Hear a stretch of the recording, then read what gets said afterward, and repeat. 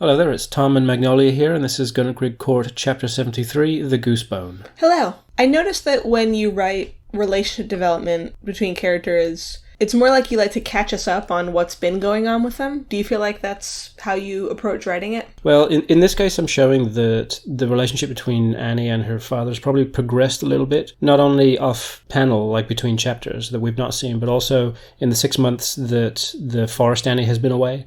And so now that she's back and she sees that the Annie that's been living in the court the whole time has kind of developed a different relationship with him, she's eager to be part of that now. And so she's eager to take her turn in helping inject these antibiotics into Tony's transplanted hand here. And so I guess I do that sometimes because I feel like I shouldn't focus on every single moment of character development between each of the characters, because if I was to do that, then the comic would kind of get a lot more meandering than it already is. You know, like I feel like I need to get to the point of a particular chapter kind of quickly and stay focused. And so if I do want to show development but isn't completely integral at that point in the scene, then I'm happy just to kind of show the after effects of that development. Well, I think it's an actions speak louder than words kind of thing, because that one panel where you see them helping them, it kind of just says a lot that you don't need a lot of conversation to show. Yeah, and that does lead it into this instance here where Tony's kind of showing that he's a bit more familiar with Forest Annie again. And since the two Annies are linked now through Renard, she tries to let the other Annie know about this moment, but it's sort of like a fleeting moment that disappears when Court Annie shows herself. And that's just another little bit of kind of background development that's kind of progressing throughout what would comprise this book, I suppose. What's Kat's shirt in reference to? It's just a reference to Keiichi Tsuchiya, the original Drift King. But yeah, here they're just passing off Renard to Kat so they can head off into the forest. And I kind of wanted to show that they're on pretty easy terms with each other at this point. Why is Renard hanging out with Kat today? Because he couldn't go into the forest and he didn't want to be just left at home. Oh, that's cute. So yeah, they have permission to head into a red zone and they head out through the barrier into the court where they have to call to Loop. And they're a bit reluctant to head in at first, considering what happened last time. But Loop calls back out to them, and assuring them that time isn't going to freeze when they're in there again like last time. However, as they do go into the court, everything kind of starts to break apart. And throughout the last part of this chapter, when they're in the court, I kind of wanted to show it gradually just disintegrating and falling apart and everything just looking a bit weird. It kind of looks as if the ether has sort of bled into the real world. Is that kind of what you were intending? Yeah, pretty much exactly that, yeah. Not only did I want to get that across, but it was also an excuse for me to draw more interesting pages rather than just having them standing in the woods like talking to some dog creature. You know, I thought it'd be a bit more interesting to format the panels and the pages themselves, very swirly and inconsistent and flowy and everything. And it was just fun opportunity to draw lots of different things going on, you know, especially considering Lou doesn't maintain the same physical form very often. He doesn't change as often as Coyote does, but he does still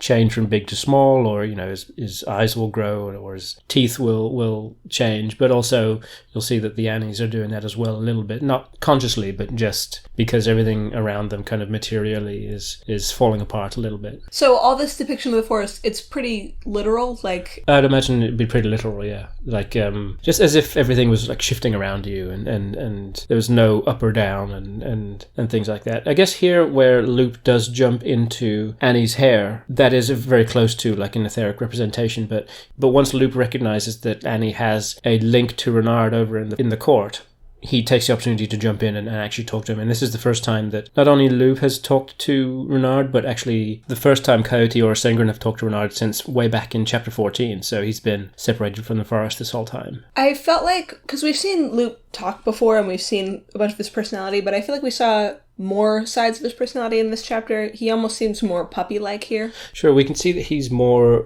kind of giddy and excitable and really not in control, not only of the forest physically, but even himself, you know. He just seems to be overflowing with excitement and power, and is kind of proud of that fact, and he's trying to show off to Renard and trying to joke with the Annies in the same way that Coyote would, but really not in the same way, you know. He's really kind of missing the charm of it, you know.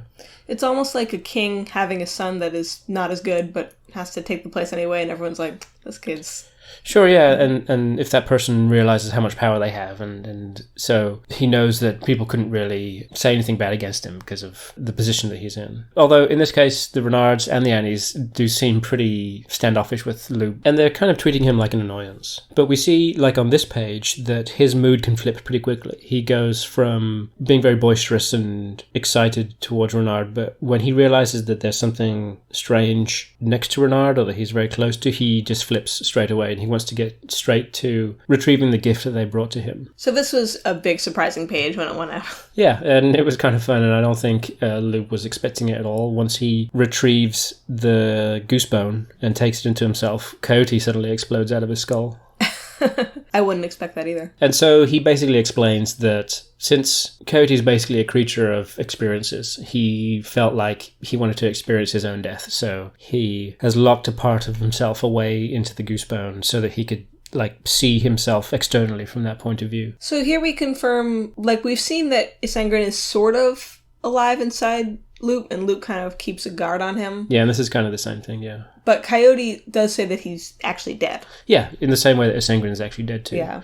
But Isengrin in no way has the power that Coyote does to, lock a piece of himself away and, be simultaneously dead and alive at the same time. So, sure. But to Coyote, that's a trivial thing. And actually, I kind of wanted this to seem a little bit like kind of a relief that Coyote's back, and so all the scenes where the Annies are with Loop, everything is a little bit on edge and you're not really sure what he's going to do. But now that Coyote's back, who is, arguably even more chaotic and stuff, since we're more familiar with him, and he does seem to be kinder, at least to the Annies. There is at least a little bit more order when he's around. Sure. And so this whole scene is really just Lou and Coyote yakking at each other. Kind of Loop is trying to call Coyote out about the fact that a lot of his powers are hidden away, and Coyote's here basically to tell him that his inability to control the forest is not something that he's going to obtain by just getting the powers that Coyote's hidden away, if that makes sense. Yeah. There seems to be something missing in the makeup of Luke himself. Even though he has everything that Isengrin had and everything ostensibly that Coyote has, he's still not able to do what Coyote can do. And in fact, when Coyote does release the memory that he's locked away into the goosebone, it turns out that all it is just the memory of what he did with the lake water. And in this case, it turns out that all he did was hide away another memory. And so this is very disappointing to Lou. He hasn't really gained anything other than the knowledge that he's still missing something, if that makes sense. Yeah. And so he's kind of really upset by this and very angry. And this is where Coyote kind of starts to mock him, and he outright says that he's less than the sum of his parts. Well, I guess the reason why Lou doesn't have the full powers of Coyote is it's kind of like taking the higher number of Coyote and the lower number of Isengrin and averaging them, and you would end up with something less than the higher one. Yeah, pretty much, yeah. And Coyote points out that in the same way that Isengrin was never really able to control the body that he was given, and, he would shake and tremble, what we're seeing with the forest is basically an extension of that. Do you feel like Loop is kind of like what Isengrin would be if Isengrin didn't have the strength that he does have? So even though Isengrin doesn't seem as powerful as Coyote, it's like his mental strengths that keep him... Well, kind of, and that's kind of an interesting way to put it, because what I wanted to get across with Isengrin was that the way that he is as he is, and what Annie and the readers come to learn, is that he has, or used to have, a very disciplined and structured mind, that he's built up himself over the years, understanding his limitations and his position in the world, and how he can use this sort of internal logic to come to certain conclusions that you might not expect, like the conclusion that despite the way Coyote treats him, he concludes that he should actually revere Coyote, and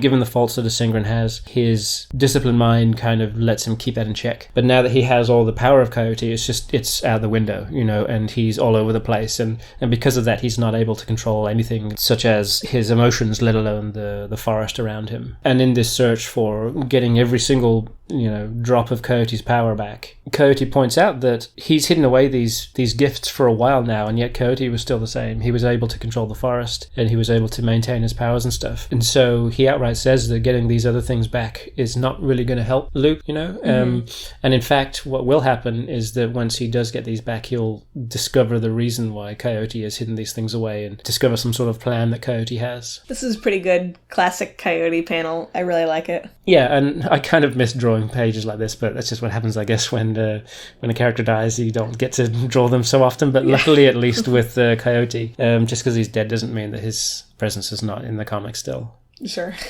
And so this has all been pretty disappointing for Lou. And when Coyote leaves, all Lou can do is sulk about it, really. He's like, here, I really wanted to show that he's just a child. You know, he's not really Coyote or Sengrin here. He is his own self, but his own self is a pouting child, you know. This terribly powerful creature that is not really in control of himself. This was the first time that I actually felt sympathetic toward Luke, because especially when he says, I don't want to die, I just began to live, you feel like, oh, he's just figuring stuff out now. And when he throws those threats around, it's not real. Well, he is malicious. Definitely, yeah. But no, he certainly is. But he is certainly in a position of being constantly tormented from all sides. You know, at this point, like even a Sengrin had Annie on his side, but at this point, Loop has nobody on his side, even Coyote. And I guess even a child has to kind of learn to not be malicious, and Lube has no opportunity to learn that so far. Yeah, pretty much. And the Annies do point out that he at least seems to be in touch with the negative, self-pitying parts of Sengrin, you know, the sort of bitter and sarcastic parts. But instead of responding to any of that with any sort of self-introspection or anything, Lou just throws another tantrum, and all he can think to do is kick them both out of the forest.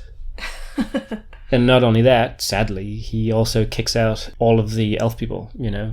They came in saying that they needed some elves to help with the removal of the ironwood. His response is to say, fine, here, you can take all of them, and he kicks them all out and basically supplants them from their home. Poor guys. Yeah, and we'll look at their situation directly in the next chapter. But that's the end of that chapter, and this bonus page is just a look at the joke that the few characters have been saying earlier, where everybody's kind of joking that, you know, imagine if there were 4 Annies. And really the crux of that joke is 2 Annies is more than enough to deal with, so they wouldn't want to have to deal with more than that. So Renard points out that it's a little insensitive, I suppose.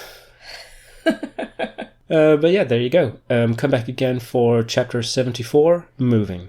Bye.